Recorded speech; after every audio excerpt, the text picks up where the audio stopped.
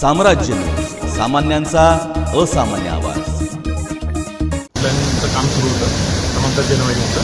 आज टेस्टिंग याची सुरू आहे. आज मुंबईपासून जे जवळ 80 किलोमीटरचं अंतर आहे आपल्या पाटणीचं.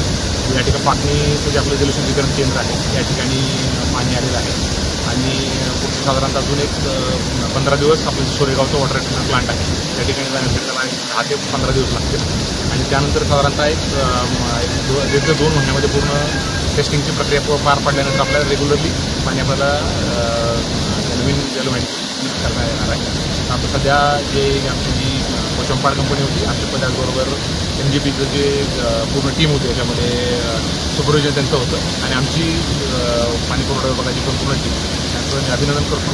त्याविषयी मी कुठल्याही निर्विघ्नपणे पाणी या ठिकाणी पोहोचलेलं आहे. कुठल्याही मेजर दुरुस्ती किंवा तुटफूट या टेस्टिंग झालेली नाही आहे. पूर्ण व्यवस्थित चेकिंग झाल्यानंतर साधारणतः 1 महिना ते 1.5 महिन्यामध्ये पूर्ण लाईन आपल्याला पूर्ण क्षमतेनं आपल्याला वापरात येईल. धन्यवाद.